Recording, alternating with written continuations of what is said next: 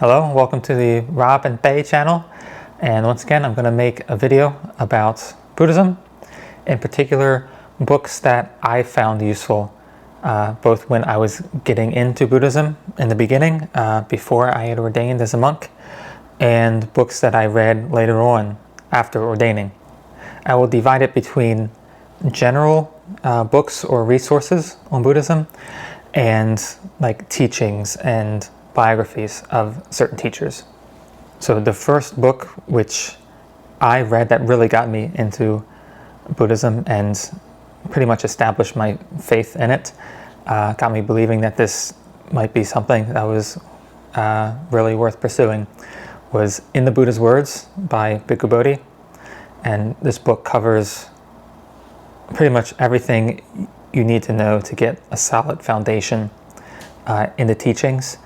And once you read this book, then you kind of understand like the overarching teachings, like how everything fits together. You understand like the goal of Buddhism, the teachings, the path of practice, what Buddhism is like for lay people, what it's like for monks, what the ultimate goal is. And with this knowledge, you're able to go and read teachings by like modern day teachers, if that's what you would like to do. And it allows you to fit those teachings into the broader context, which I think is valuable, because if you just jump into the teachings of a certain teacher, like the talk might be on a certain aspect of practice and it might be more directed towards monks, but without a foundation to understand this, without the context to understand it, then you might think that this is how everyone should be practicing. And that's not the case. So you need that context, and In the Buddha's Words really helps with that. So In the Buddha's Words is drawing from the Pali canon, and again, I think it's good to get a foundation reading that, because it's drawing from all over the Pali canon and explaining it. And so once you have that understanding, then if you'd like to, you can engage with the Pali canon itself, which doesn't really have any like structure in the sense of like you should read this in the beginning, this in the middle, and this in the end. It's all kind of like disjointed, and the way it's organized is like you have really long discourses in the Digha Nikaya, and then you have like middle length discourses, and then you have like the numbered discourses and connected discourses, and if you just like read it in that order, that's not a great way to start out. But anyway, if you want to read the Pali Canon, then you can pay for it if you want to buy Bhikkhu Bodhi's translations. They're great, but they're free resources as well. So you have Sutta Central, it's good. They also have translations by various monks, which is great. You can compare and contrast. And then you have dhammatalks.org, which is Ajahn Jeff's website. He has his translation of the Pali Canon. It's not complete, but a lot of it is there. And then he also has a whole bunch of books. He writes a lot of books, and a lot of them are worth reading. I'm not going to get into that too much, just because it's so vast, but you can check that out for like the Pali Canon. And you can go off and read some other stuff if you're interested.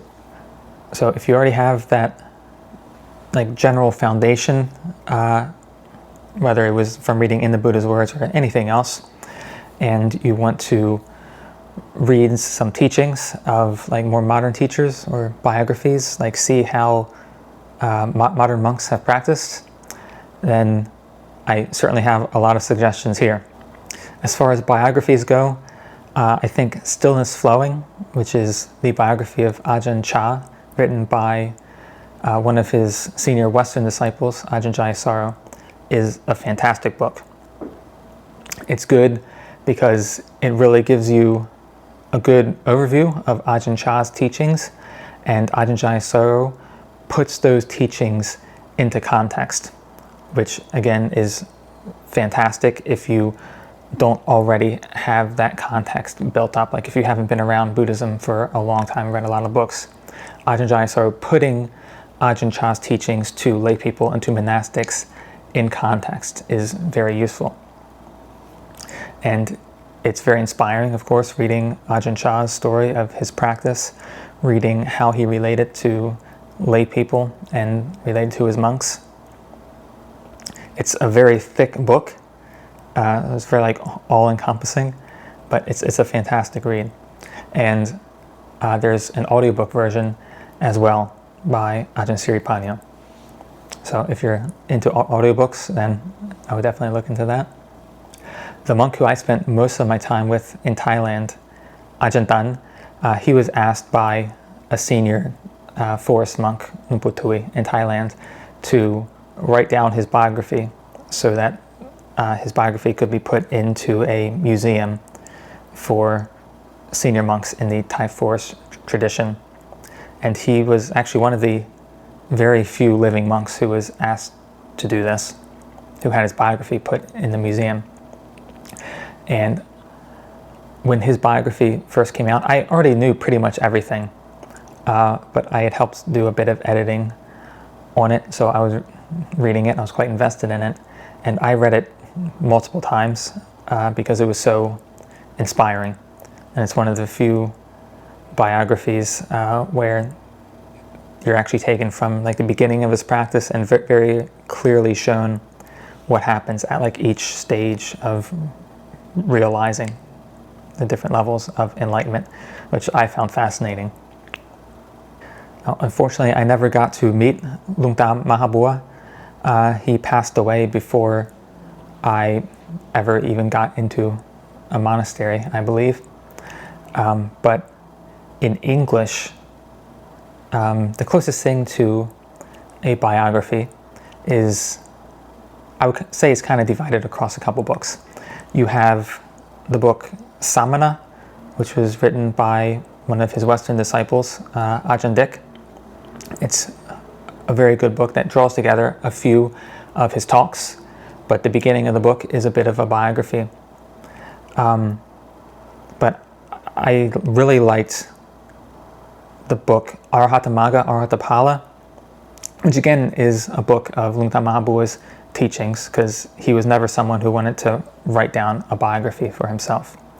But in that book, it has a talk where he's describing the moment that he attains Nibbana.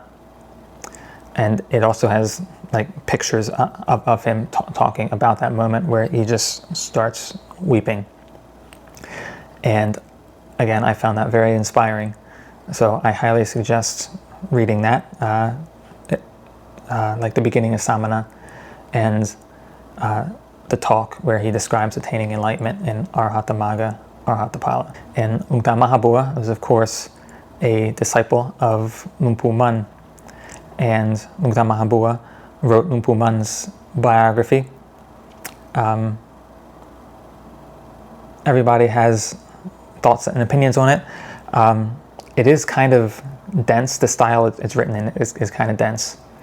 And if you don't already have a lot of faith, like in Buddhism, and in particular like in the Thai forest tradition, then you might not find it that interesting. Like I personally know some very good monks who have joked with me that they just couldn't get through it because like every other word was Buddho, and that they just couldn't read it. I mean, they have faith in Lungta Mahabua and Lumpur Mun, but they just couldn't read that book.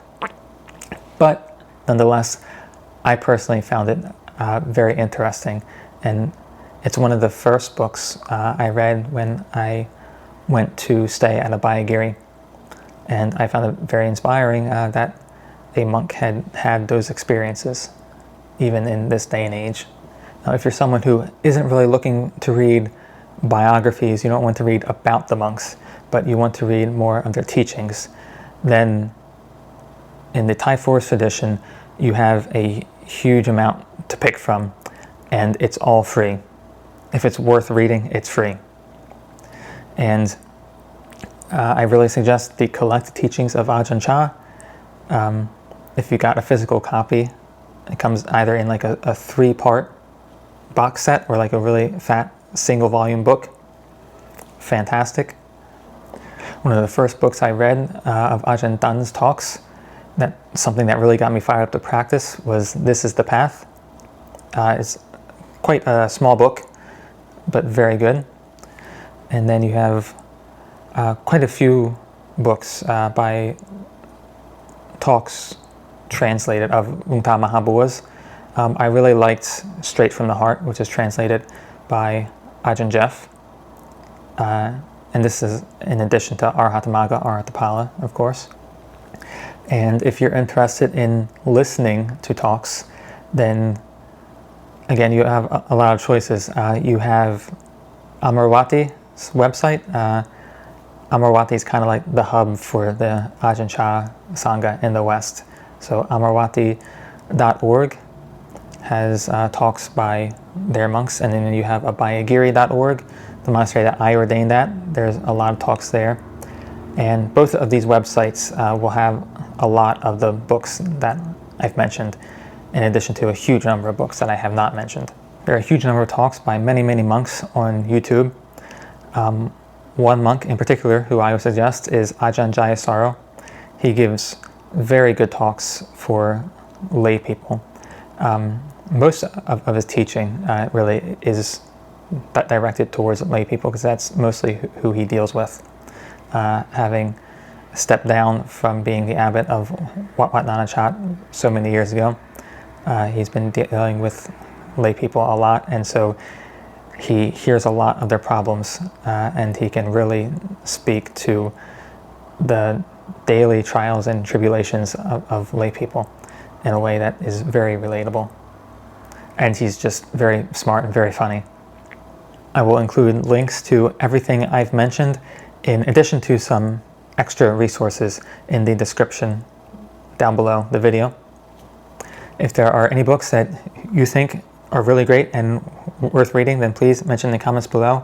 I am a practitioner in the Theravada tradition, particularly the Thai Force tradition, so everything that I'm suggesting is in that vein. Thank you for watching, and see you next time.